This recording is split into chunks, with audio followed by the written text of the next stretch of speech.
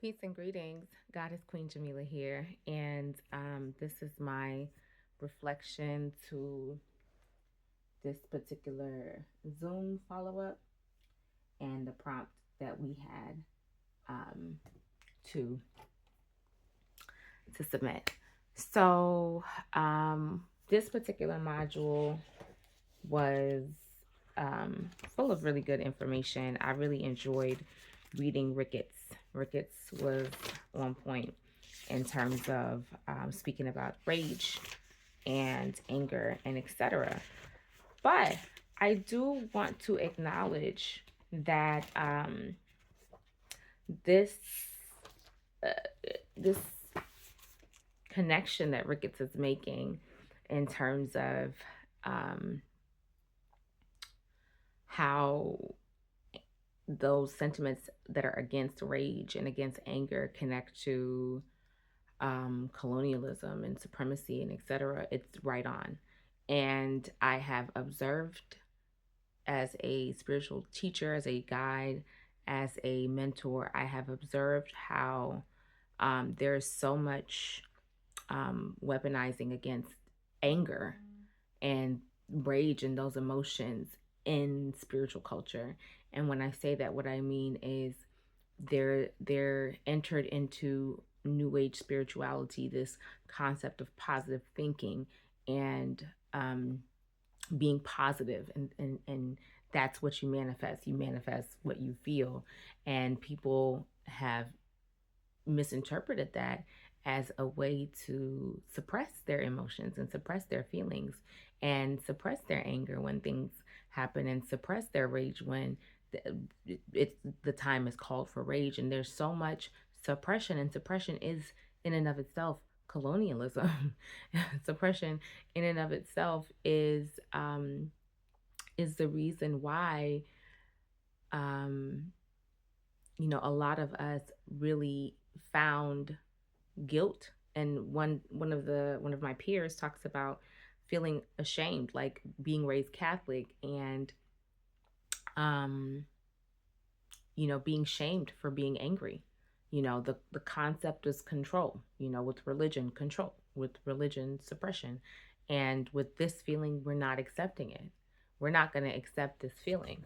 We're not going to accept anger or sadness or rage or any emotion that is not positive.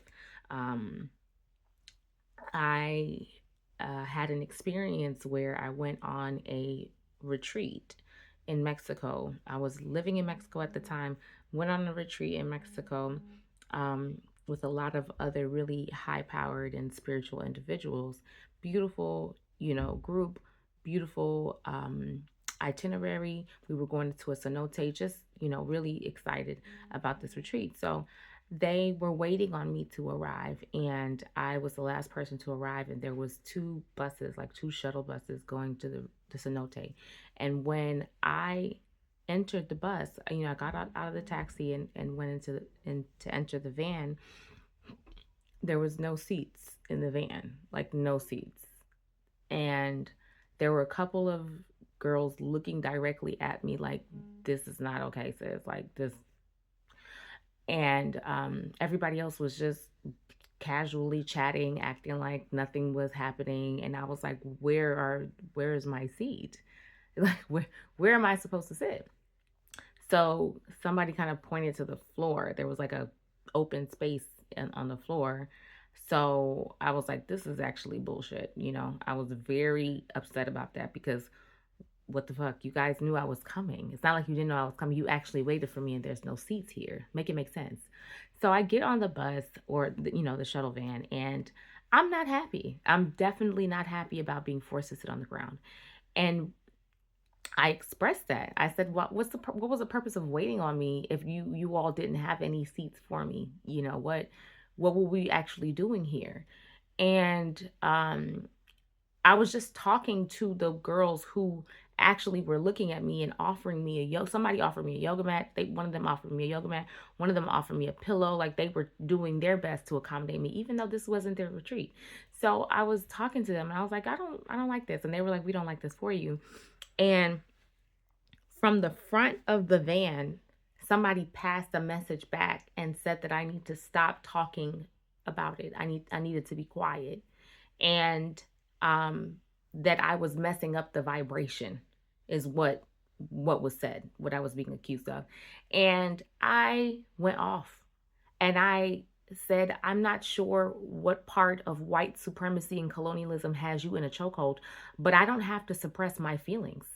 I actually don't have to feel anything other than what I'm feeling in this present moment. In this present moment, I'm pissed.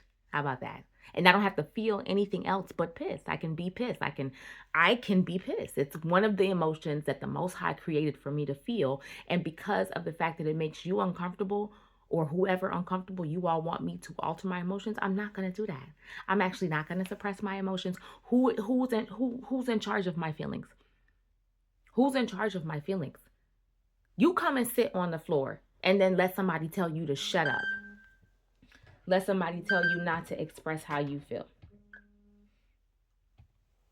So that was my interaction with New Age spirituality and rage and anger, and how even amongst the spiritual circles, there is still this anti-rage sentiment. And so yeah, like I didn't play, I don't play that game. And just specifically because my experience as a Black woman being raised in Atlanta has always included interactions where people have stereotyped me as a angry Black woman, strong Black woman, whatever the case may be. And so my anger has been weaponized time and time again. If I don't like something, then it's, oh, you're being confrontational or whatever. And to be honest, confrontational is not a word that scares me. It doesn't bother me. It doesn't throw me off. It doesn't make me feel any type of way. Yes, I'm being confrontational. And I don't mind. And the only time that I um, find myself providing structure to my confrontation is when my emotions are pushing me beyond what I feel I can hold as a capacity, which means that when I feel like I am not holding my emotions for myself, I don't have the reins on my own self, and if I and I'm losing the reins on myself, that's when it's clear this is beyond, so let me guard this. But Natalie said that compassion doesn't negate anger. And I think that that's such a good point, because it doesn't have to be either or. You can be a compassionate person and still get angry. You can be a compassionate person and still feel rage. There's a lot of just when you talk about weaponizing rage and anger, that is such a weapon that they use against Black people, because they will literally shoot your nephew down in the street and then tell you, go and sing kumbaya, go and march as a protest. No, I want to fuck shit up. How about that? How about we're not our ancestors, we will whoop your ass. How about that? Respectfully, we what? No, we fight. We're not doing that. We shall overcoming. We're not doing that.